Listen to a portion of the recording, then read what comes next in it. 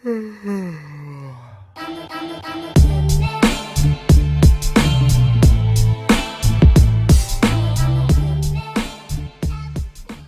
what's going on, guys? Welcome back to the No Sleep Startup Podcast. I'm your host, Dominick Montgomery, and this is episode 28, I think. 28, right? We're on 28. What's up, guys? How's your week going? You guys out there hustling? Man, we had a good week. A lot of stuff happened this week. I was just looking on Twitter. Looks like Disney just bought Fox. It went through last night. So they own the world now. They're going to compete with Netflix probably. What else happened? What else happened this week?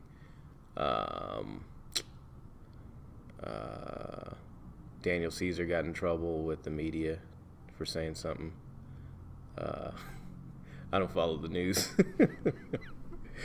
Anyway, so I thought this week we would get down to some tactical stuff, right? We've been talking a lot of theory, a lot of stuff about feelings and emotions and how it feels to be an agency owner and what it's like embracing the suck when you're up at 2 a.m. and, you got 5 hours left of work, to deliver it to the client by 9 a.m. the next morning, all that good stuff. So we're going to get down to some tactical stuff today. Take some notes. I think we're going to have some notes, maybe a spreadsheet or something we'll throw in the Slack channel for you guys. Actually, we're also going to be filming some standalone episodes, like not episodes, but like 6-7 minutes long that walk you through. Remember when I told you I had some tactics that'll guarantee you some clients in AdWords and guarantee clients through Craigslist and all that good stuff? We're going to do some separate episodes on that, mini episodes, and probably throw them in the Slack channel or whatever. If you need it, hit me on Twitter. I'll send it to you. But those things they're really going to help. They're not going to be guarded or password protected or anything. We're just going to give them to you because everyone needs it. Because there's a lot of companies out here doing dumb stuff with clients' money that we can exploit. We're going to get into a little bit of that today because today's episode is called Outsmarting Competitors. Outsmarting competitors. Now, if you're like me, when you first start, you feel like, I don't really have any competitors. Nobody really does what I do. But when you start getting more and more clients, two things will happen. One, other people will look at you like you're their competitor, even if you didn't even try to be, right? Because people have that jealousy in them, or they have that, that weird thing in them where they always want to beat somebody or beat the next guy. So either that'll happen, or two, you'll get enough clients to where you're just going to keep elevating. And when you get to that elevated point in business, you're going to have to compete for that business. Because, you've got clients who make millions, hundreds of millions even, and they're tied to like this one agency, right? And even though that agency isn't doing good, they're tied to them because they've been with them for so long. So in that sense, if you want to get that business, they are your competitor, right? You have to compete for that business. So we're going to talk, we're going to go over three avenues of outsmarting your competitor online, okay? We're talking online. Some of it's kind of offline, but this is going to start online because this is what we're good at. We're good at taking a new idea or a new company, a fresh face to the internet, a fresh face to the search engines, and slowly but surely beating out their competitors online so that when you search for their product or you search for their service, they're showing up first in some form or fashion so that they can get that business away from the competitor. Okay, so those three avenues. One, SEO, which I'm sure you've heard about. I'm sure you know about if you're in the agency world, digital world. If you don't, it stands for search engine optimization. It's basically tactics and things that you do to make sure your site shows up over others. Okay. Second is advertising. We're going to get into some digital advertising and some hacks and tips on how to kind of beat your competitor there. And then third, we're going to get into some branding. And branding's always kind of relative because a lot of it has to do with design, but it can also do with messaging, right? So let's get into it. SEO first. SEO. So let's say, for instance, you're a new company, and I don't know, give me a company, like a service, some type of company. Barrett. No, just any company. Huh? Torchy's. All right. Torchy's Tacos. Well, that's a restaurant. They have a brick and mortar. Yeah, let's just do. Let's just say you're online, your new online company, right? You're offering services, right? You come to us or another firm, and well, us. Here's how we do it. You come to us and say, okay, we don't have a website, we don't have any presence. We've got 5 competitors who are showing up on the first page. They've been there for years. Actually, let's do this. Let's do roofing company. Let's say you're a roofing company, okay? He's like, I was about to say that. From Torchy's Tacos to roofing. If you're a roofing company, okay, or your new client is a roofing company, let's say, and they come to you, they're like, hey, we want a website, we want branding, logo, we want, we just want to rank. We need business, right? Well, what do you look at first? What do you always look at first? You look at the competition and how they stack up against your client, right? If you're in a big city, competition is going to be steep. And one of the first things we look at are the first people who pop up in that region. So let's say, Los Angeles roofing companies. We do that search. Best Los Angeles roofers, best roofers in LA, top roofers in LA, that sort of thing. And for those types of terms, probably the top 5 people are going to be the same people across the board. So you dive into their website. This is the first thing we do. We dive into their site and we look at their content. How many pages of content do these people have? Some will have 50 pages, some will have 250 pages, but this is the first step. You have to look at your competitor and see how much content they have, okay? And basically, this is actually gonna help with your proposal too, because you're gonna have to tell your client, okay, look, here's how you're stacking up against these people. They've got 400 pages of content. For us to write 400 pages of content, that's gonna be however much you want to charge. Some charge $50 a page, some charge $100, some charge $200. If you charge $200, you're a good writer. It's $8,000 that you're making right there just on content, not even on the website, right? Sometimes we charge $100, sometimes we do 10 for $100. It all depends on the length of the content. So let's say the competitor has 200 or 400 pages. Let's say 200 pages of content, and each page has 250 to 500 words on it.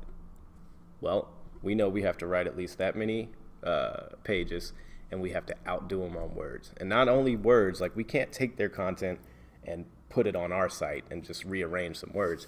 We have to write unique content. So 1 or 2 things can happen. 1, you can write it, or 2, you can get a service to write it. Now, we use a service, and this isn't a plug at all, but if you want to pay me, you can reach out to me. We use a service called Text Broker sometimes. Text Broker, it's the cost varies, but you can give them a kind of a synopsis of what you want written, give them the tonality, the keywords you want in it, so on and so forth, and then that's how we get our content written. Another way that we create unique content is just sitting down and talking to the business owner. I'll give an example. We worked with this attorney down in Texas. He had nothing, no footprint online at all. No domain name, no email address. He was still using Gmail, nothing. So we bought his domain. We looked at the competitors, and the competitors were ranging around 30 to 40 pages of content. So to save him money and to save us time, because when you use services like Text Broker, you have to, review the content. You might have to send back for revisions. You might have to go in and do on-page SEO, all this stuff that they don't provide, and it takes more time. What we did is we went into his law firm. We spent 2 days. I had a list of probably 150 questions about the law, which is super boring, right? It can be super boring, but that wasn't the point. The point was to film him. We'll get him on camera. That was going to act as video content for the site. Now, that's not SEO, but what we did was we created these videos for him, about 80 videos, maybe 90 videos. And then we had those videos transcribed, and we put the transcription under the videos on every page. So 2 days of work, no writing. It all came from the customer's mouth. We got that transcribed, and we put it on the site, did some internal linking, threw some keywords in there, had the right page structure. And within 2 months, this guy's site for 6 different practice areas showed up before all of his competitors. So unique content, right? So first step, look at the competitor's content. Second, write better, more original, unique content for your client and write more of it, right? We also pay attention to content gaps. So when I say content gaps, I mean competitor A has talked about these 5 topics with roofing. Competitor B has talked about these 6 contents or these 6 topics in roofing. Well, what's that 6? We know that competitor A has missing that 6th topic. So we want to go in there and make sure we write that 6th topic. So it's literally comparing spreadsheet to spreadsheet, page title to page title, content to content, and making sure we're making up for those gaps in content, right? Another cool thing is, so you can use tools like SEMrush, Ahrefs, ahrefs.com, and other tools like that look at backlinks for websites. So one of the things we do is we steal backlinks, and how we do that is we look for missed backlink opportunities. Okay, let me explain what that is. Oh, this is technical, man. You guys with me? Stick with me. I told you this is gonna be technical, but this is about outsmarting your competitor. So let's say your top 2 competitors have been on the market for 3 or 4 years. They've had their website online. They've been adding pages of content, right? So if you look at a site that's been there for 5 or 6 years, obviously they have backlinks, and backlinks are anytime another website mentions, another website. So if I mention, apple.com, I put them on my site and gave them a link, they just got a backlink from me.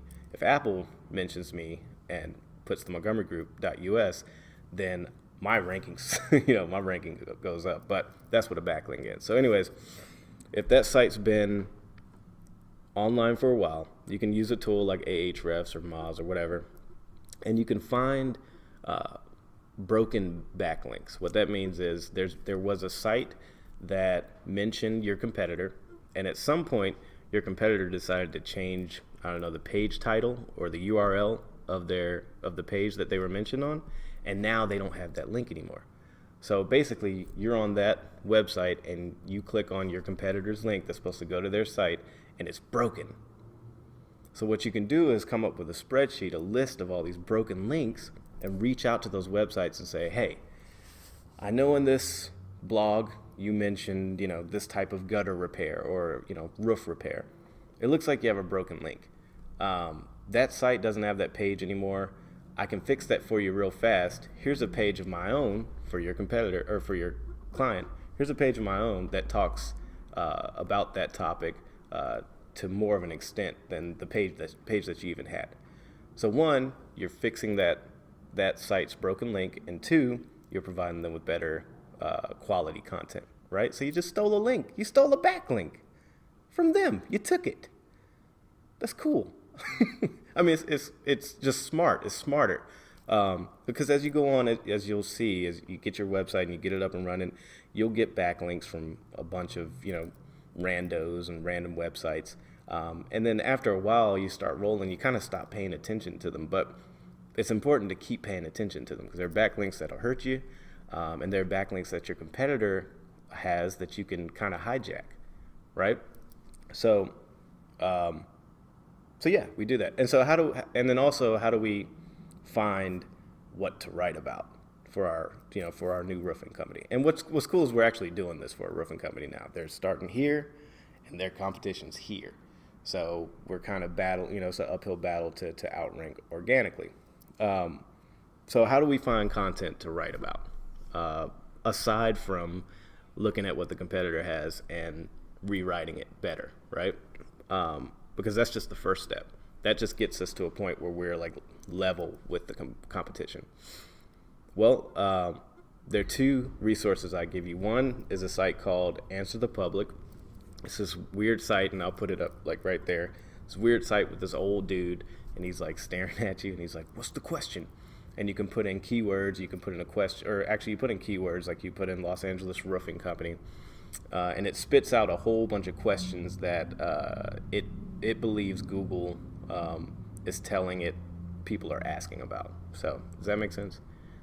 It spits out questions for you to answer that its algorithm believes Google thinks people are asking about. I think that makes sense. But check that out. It's Answer the Public. It's not a plug. AnswerThePublic.com. Really cool tool. Another cool tool is called Don't Hit Enter. Don't press Enter.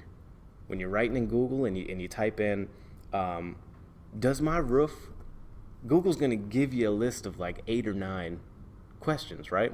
Does my roof, and don't hit it. Let's do it. Hold on. Let's do it. Does my roof, so this gave me 5. Does my roof need a ridge vent? Does my roof need to be replaced? Does my roof have a warranty? Does my roof need ventilation? Does my roofer need insurance? Those are 5 topics. So you would dive into the first. Let's dive into, does my roof need a ridge vent? And the first, so look at this. The first answer is, does a roof need a ridge vent? Fine Home Building was written September 3rd, 2013. Do you think you could own that content if you wrote a newer, updated version of that content? Probably so, right? You would own that topic. Now, are people looking for it? No.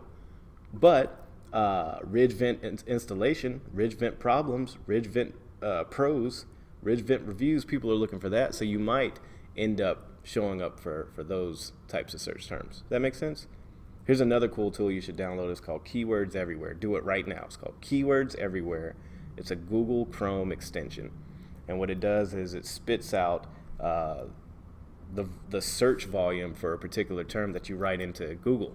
So if you search iPhone repair or iPhone repair kit, it's going to tell you how many people nationally have searched for that per month.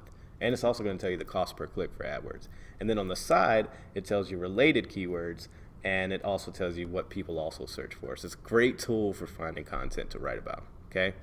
Outsmart the competitor. Outsmart the competition. Get these tools, man. Also, once you get these pages written, make sure you do this, because I see a lot of people not doing this, and it hurts them so much. Index your site. Tell Google to index your site, and you can do it with Google Console. It used to be Google Webmasters. Go to Google Console. You can submit your website. You verify it through Google Console, and what you can do is you can request an index. It's called Fetch as Google or whatever. It indexes the pages of your site, so you can tell Google, hey, I have a new site. It's got freaking 150 pages. Go ahead and index them. Like, put me in the runnings to show up above my competitor. Now, is Google going to do it right then? Who knows? But at least you're showing the effort. Like, hey, I have a site. Here it is. Please index it so I can show up and beat my competitors, right? Do it. Index your site. Google Console gives you a lot of information that Analytics doesn't. Google Analytics used to give you the keywords that people searched. They don't anymore. The only way to do that is through AdWords, but Google Console gives you a lot of the keywords that people search to find you. So I suggest you do that. Make your site faster than your competitors. How do you do this? Well, you use a lightweight CMS, or a lightweight WordPress theme. A lot of people use these big premium themes that require 20, 30 plugins, and you're just setting yourself up for failure that way, man. As lightweight as you can be on WordPress, get a really good theme that doesn't bog your site down, because you need the site speed. You need it to show up fast on this thing. You need it to show up fast on desktop. Okay, and you can run tests against your competitor too. If you go to Google, just search Google Site Speed, put in your competitor's URL, and see what their score is. See what their mobile score is. See what their desktop score is. Then do yours. Make sure you're faster. That matters. With outranking your competitor. This is outsmarting your competitor online. Are we already at 20 minutes? Dang. Okay. Make it easy for people to contact you, obviously. I'm saying, don't provide any fluff on the site. Don't keyword stuff, meaning don't say, We're the best roofers in LA. The best roofers in LA provide the best roofing services in LA. If you're looking for a great roofer in LA, please contact the best roofers in LA. Don't do that. Don't be that guy. Title tags, meta descriptions, we all know that. Make sure you have an XYZ statement on the site. XYZ statement is basically, we are X, we do Y for Z. So I say that those 3-4 things to say, make it better than your competitor's site. Okay? How do you make it better? You tell the visitor what your site is, who you are, here's how to contact us. Boom. Right? Make it that easy for them. Look at your competitors' sites. I've seen a trend, especially in the roofing and plumbing industry, where as soon as you come to the site, they've got their logo, they've got their slogan, and right on the right side of the site, look at any roofing site. I'm pretty sure a lot of the roofing sites have this. Right on the right side of the screen, there's a contact form. Boom. Contact us for a quote right now. Here's our number right below, right? Make yours stand out. Make the color scheme better. Flirt with different color schemes, whatever works best, Just make it better than your competitors. Steal the backlinks, write better content or get better content written, index your site, don't press enter and write about what Google is telling you people are probably looking for. Okay? So that's the SEO side of it.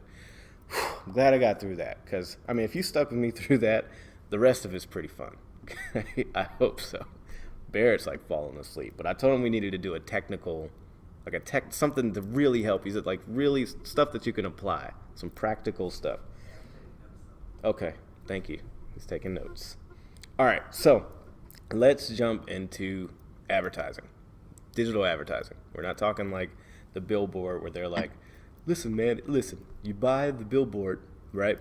7 million people at 4 o'clock every day drive by this billboard. Doesn't work. It doesn't work. It works for branding, but even with branding, it doesn't work when people are searching for you, right? You want to show up when people are looking for your service. So, okay, let's talk about AdWords. Hopefully by now you've gotten AdWords certified. If not, go get certified. If you need help with the test, if you need help figuring out how to get AdWords certified, write me on Twitter at Dominick, DOMINICK_TMG, Tango, Mango, Gango, _TMG. And just say, where do I get AdWords certified? How do I do it? I'll send you the links. I'll walk you through some stuff, whatever it takes. It's free. Do it before it's not free. It's not going to be free much longer. I say that because Google has Google Guarantee now, and Google Guarantee shows up before AdWords. So they're up to something. Do it while you can now. Anyways, let's say you're jumping into we're looking at the competitor, right? We got this roofing site. We're looking at the competitor, and we see there are 2 people showing up first in ads. Okay? You're trying to show up for Los Angeles Roofing Company. So you do a search. There's Frank's Roofing, there's Jerry's Roofing, and then there's your organic, or there's your maps, and then there's your organic listings, right? How do we beat Frank and Jerry? Okay? Now, this has to be done in tandem with SEO, and it's my theory. When you're starting off a new site, you got to have some startup money to throw at ads, because that's kind of the only way in the first month or 2 you're going to get any real deals. And it's also my theory that if you're paying Google some money, they're going to help with the ranking a little bit. I don't know if that's true, but that's just my theory. And if I were Google, I'd say, hey, they're paying us. Let's, put them to the 3rd page maybe. But anyways, Frank and Jerry, they're showing up first, right? Here's where Keywords Everywhere comes into play. And here's where AdWords Keyword Planner comes into play. Go in and search those top search terms that we first searched, right? Los Angeles Roofing Company, best Los Angeles Roofing Company LA, whatever. Look at the search volume. So let's say in LA, the search volume is probably 12,000 searches per month. The cost per click is probably, I don't know, $60 to $80. Sometimes it might be $120 per click, right? But let's scale that back. Let's go more, Midwest. Let's say Somerville, Idaho. Okay, Somerville, Idaho. they've got 2 guys showing up first in ads, and you got your organics. You do the same keyword search. Somerville, what's the abbreviation for Idaho? ID? Hold on. What's the abbreviation? Abbreviation. This is the important stuff, guys. For Idaho. ID. ID. Yeah, it's ID. The more you know. So, yeah, I'm gonna do it. Butterfly in the sky. Okay, so, dang it. Somerville ID Roofing Company, right? You got your top 2. It's Somerville Roofing Experts and Somerville Construction, whatever. You do the same search in AdWords Keyword Planner and with keywords everywhere. And it shows, okay, you have an average monthly search of 80. It's a small town, right? 80 searches. The average cost per click is $6. All right, now let's do the math. And I chose bad numbers to do the math with. So 80 searches times $6 is $480. Okay, $480. It's showing you the average monthly search is $80. Okay, and it costs on average $6 per click, which is $480. Okay, you want to show up first, then tell Google, I'm willing to spend $500 a day.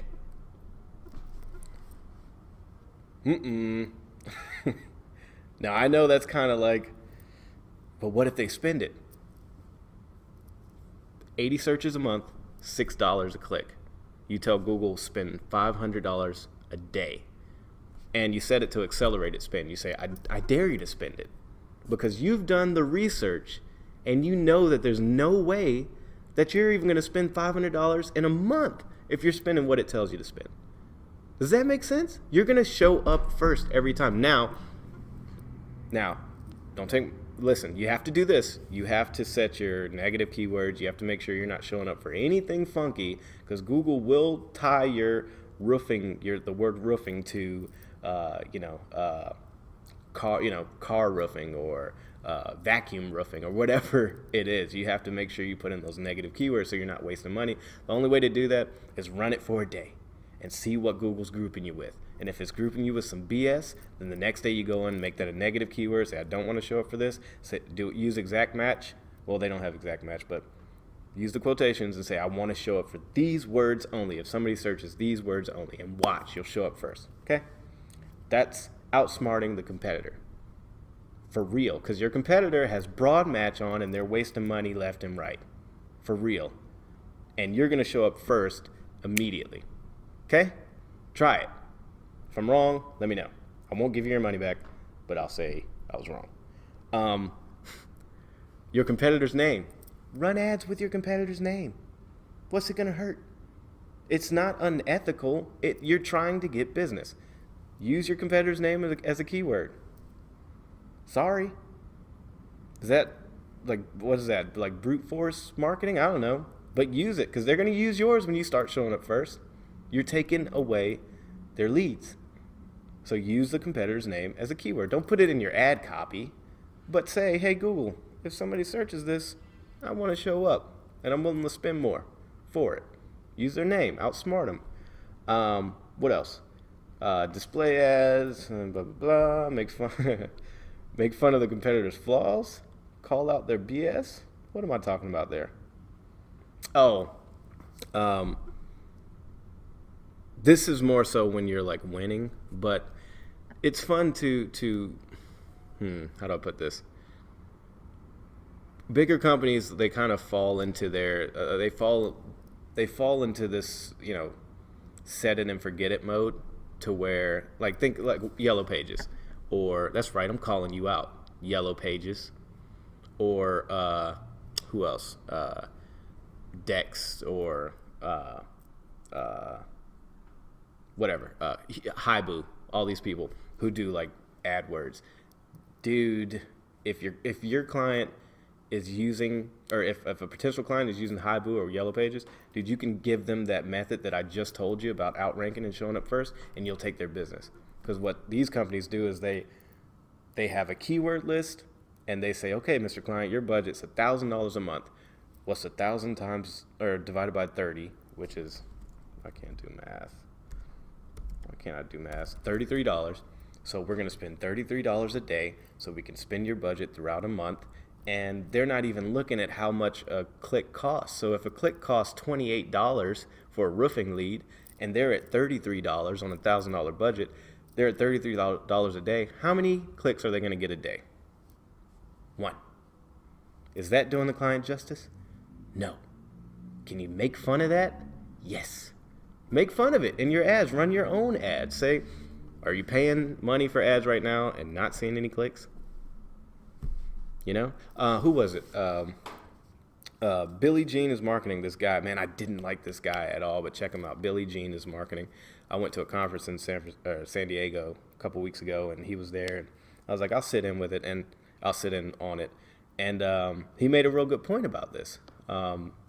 He basically said that, you know, when you're trying to get this business from your competitors or from someone else, the client always has like a villain, and you have to call out the villain and then be the hero, like solve the problem. So in this sense, if someone's using YP, that's your competitor, say for AdWords, you say, you know, are you tired of like spending all this money on AdWords and not getting any clicks? Yeah, it's screwed up. I know it's screwed up.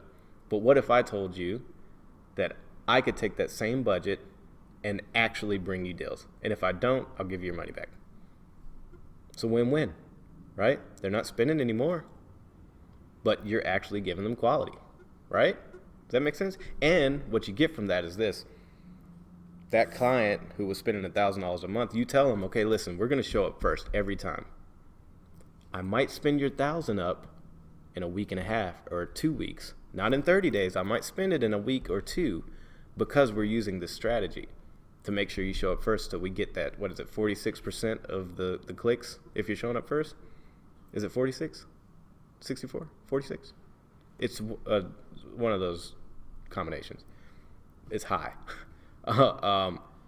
And what it does is if you do get the client those top clicks and they convert 2 or 3 leads, and when they're used to converting 1 every 2 months, you get them 2 or 3 leads in 2 weeks, they might double up. They might say, spend another 1,000, spend another 500, spend another 2,000. I like this method. I like where this is going, right? And then what are you doing?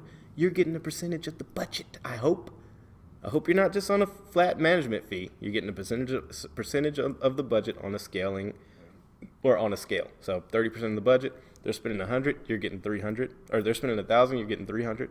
They double up, you're getting 600. They double up, you're getting 1,200, right? Make sense? Follow? Okay, I'm rolling.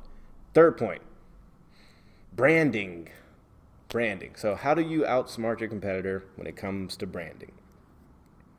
My first thought on this was to be everywhere. Be everywhere your competitor is. I keep saying, it's competitor, not competition. Be everywhere your competitor is and be everywhere they aren't. Okay? Roofing companies, where are they not? They're not on Reddit. They're not on Tumblr. They're not on, give me something. Huh? Instagram? They're not, well, yeah, they're on Instagram. See, man.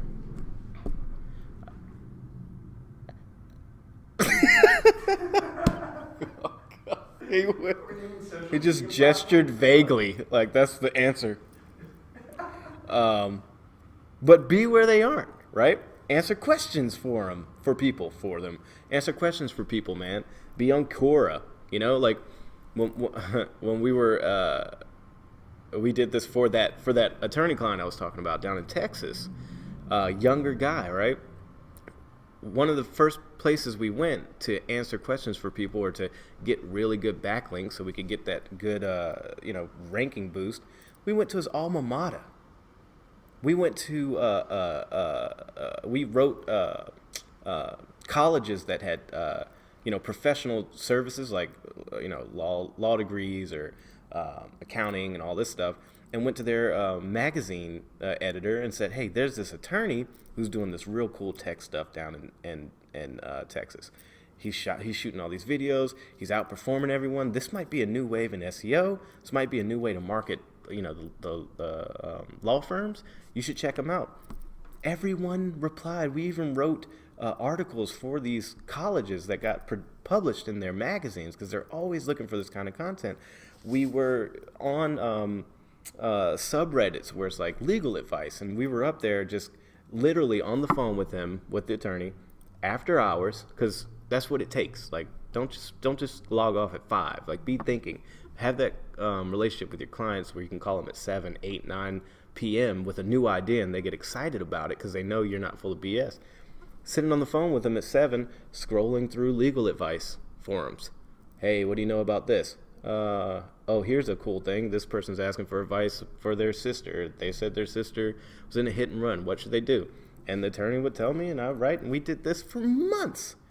But it got him traffic. It got him brandability. And even the stuff that we couldn't see, like the stuff that didn't necessarily absolutely affect rankings or bring leads, it did boost, one, the client relationship, and two, just the content that we needed to write blogs on, basically. So if we stumbled across 3 or 4 topics that got mentioned, or a topic that got mentioned 3 or 4 times, well, we write a blog on it. And how we write the blog? I call them and tell them to talk, and I record it and get it transcribed and put it on the site. You see? Okay. With branding. Okay, so this is more in the real world. You got to be polarizing with your messaging when you brand, okay? If you're a digital marketing agency, don't just say, we build great websites. Everyone builds great websites. You know, my nephew, who we just built a computer for, can build a great website on Squarespace. You know, be polarizing. Hey, here's a message. Think your website sucks? It probably does. Click here. You know, be polarizing. In the real world, walk out of meetings if people are talking dumb stuff. You know, is that brandable? Is that branding? I think so. Like, does that brand your firm? Like, hey, those guys really don't put up with anything that they don't feel. What am I trying to say? Like, they don't put up with anything that's not above board. Like, they have a standard is what I'm trying to say. Have a standard, and that can be your brand. So word around town is, if you talk to him, have your stuff together, right? Hey, if you talk to them, they only come in to $10,000 meetings and up. You know what I mean? Like, that's, I guess, brandable. I guess that's what I'm trying to say. It's more like a reputation, but you get where I'm going, right? Be polarizing with your messaging. Be polarizing in your brand. One of the coolest things I've seen a company do was MailChimp. They have a billboard in New York where it's just their logo in the middle, and then they change every, I don't know, quarter or maybe every month, they change the background. Does it say MailChimp? Nope. Does it say what they do? Nope. Do people who ride by know who they are? Yep. Why? Because somebody searched, what's this monkey billboard in New York? And everybody's come to it and say, oh, that's MailChimp. They do email marketing. But why do they have a billboard up that doesn't have a call to action? Why? You tell me. Why? Because they can. Because they're like, we know we're good. So it's your job to discover us. But here's our face. Here's who we are. So discover us. If you need us, I know you'll write us. That's pretty cool. I completely lost my point in that, but that's a cool story. Look that up. Outsmarting competitors. Okay, I'm gonna rattle through where are we at on time? Okay, cool. Dang. Okay. Outsmarting competitors. Find out who their clients are. Sometimes that's easy. And point out the flaws to the clients. Not in a demeaning way. Don't ever talk bad about the next guy, right? But let's say, for instance, your competitor has built a site for this client that you really, really want. And you go to the client's site and you find 18 broken links. You find broken images. You find You look into their back. Oh, this has happened so many times. You look at their backlinks and you see a whole bunch of like ads or links pointing to them from Viagra sites or like Japanese sites trying to sell Louis Vuitton shoes. Point it out. Send a quick email or call them. Hey, real quick, I just noticed this. I don't know who your web team is, but you should probably reach out to them and get that fixed. And if you want to have the conversation, we do the same thing and we do it better. I'd love to schedule a call with you. Simple. You know how many people I've called just to point out things and haven't gotten a return call? But if I feel great about it, because a few times they've called back and they've said, hey, we want to give you our business, which is awesome, but point it out. If the company's not doing their job, point it out. That's what we're trying to get rid of, right? That's why we're stepping into business on our own, because we've worked for these companies who don't do anything for the clients, right? It makes me mad, man. You see how mad I am? Ooh. We found hacked sites, man. Like I just said, find the flaws, gather intel, like you're breaking a case, and just send it to the client, and you might steal them away from your competitor. Big deal, right? Wasted AdWords, man. And this is the thing I'm going to tell you about. But look, this is going to be a mini episode that's going to be like 6 or 7 minutes. But dude, one of the ways that we found a bunch of our AdWords clients is this way. Listen, remember I told you how Google will sometimes group keywords with other keywords and they won't know, like when YP runs stuff or whatever? We run for law firms. There are a lot of service areas or practice areas in law, right? So we search Oakland bankruptcy attorney. Who's going to show up first? Let's do it. Bankruptcy attorney. Legal shows up. San Diego shows up. Let's go to the second page. It's bound to be here. I'm telling you. Here, you know what? I need to do it in Keyword Planner. Duh. But, okay, so here's how you do it. Open AdWords, go to your ad diagnostic thing. You click the wrench, and you go to add preview and diagnostics. And then you can set like where you are in the world. So set your location for the city you're searching in, right? Let's say Oakland or whatever. You're searching Oakland. And then type in like Oakland family law attorney. And I bet you see about 5 ads for an Oakland personal injury attorney. They don't even do family law, right? Tampa. I always go to Tampa. Why is that my go-to? I don't know. Do Boston, Boston real estate attorney. I bet you some bankruptcy and some personal injury attorneys come up. Call them up. Don't click their ad. Don't charge them. But say, hey, I was just calling. I was searching for a real estate attorney, and I saw your ad came up, which is really weird. I didn't click on the ad because I didn't want to cost you any money. But, we run AdWords. I just wanted to point that out to you. Who's running your AdWords? Oh, we have an in-house team. Okay, you might let them know about that. Oh, thanks so much. Yeah, my name's Dominick. Here's my number. Call me if you need whatever. Or they say, what? I've been paying them for 4 months and they're doing this. You say, oh, man, yeah, we've run across this so many times. We're AdWords certified. I'd love to chat and kind of see what else they might be screwing up. Yeah, let's have a call. Boom. I'll walk you through all that in the mini episode, okay? But that's outsmarting the competition. And that's not even outsmarting them. That's just pointing out what they're screwing up, and a lot of them are screwing up. Okay, let's fly through it. Broken links. And okay, so the last thing that you should look for, and this happens this happens everywhere. So let's say you're looking at that competitor site, they're showing up third, right? And they've got, 100 pages of content, but they also have like 700 blogs. So many blogs, right? One of the first things that we do is we take probably a string of 2 sentences from the blog and we copy it. Okay, just scroll across and copy it. Throw that into Google and put quotation marks at the beginning of the sentence and at the end of the last sentence. And then hit search. What that's going to do is it's going to search Google for those exact sentences in that exact order. And a lot of times you'll find that people are selling these blog services or these writing services, and they're just selling this person 500 blogs and giving the same 500 blogs to this person, same to this person, same to this person. Doesn't help them. It's a waste of money. It's a scam.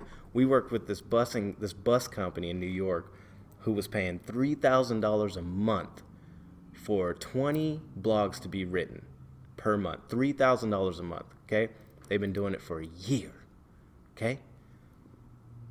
We did this search. Not only did we find that it was just duplicate content, so what that means is 50 to 60 other companies across the world had the same content. So do you think for one instance that company's ever going to show up organically for that content? Nope. Because Google's going to say, hey, here's this content. Oh, here's this same content. Here's the same content. Here's the same content. None of these are relevant. Let's show them someone else. Right? So not only was that happening, but also the blogs were about cars. This is a bus company. And the blogs were about Mustangs, Camaros, Nissans. I mean, they had thousands of these, right? So look for those inconsistencies. Like, look at what your competitor's doing and point out the BS. Tell your client, stop paying right now. Don't pay them, or your potential client, don't pay them another dime. If you're paying them $3,000 a month for this crap, pay me $2,000 a month to fix it, you know? Or pay me the same to not do this, and it'll benefit you more. You see what I mean? So, anyways, SEO, advertising, branding. If you get those right, you'll win online, at least. Okay? I covered a lot. Take notes. Go back. Listen. I think there's some gems in there. I know this was more technical and it was less funny than the other stuff, and I know I lost a lot of people on this one, but I'll put a warning in the description. Like, if you're not ready to, like, buckle down and outsmart some competitors, like, listen to the next one. We'll get more emotional and talk feelings and stuff like that, okay? Thanks for listening to this one. I hope you got some quality out of it. Listen to the next one. If you liked it, that'd be cool. If not, that'd be cool too. Check you guys out next week.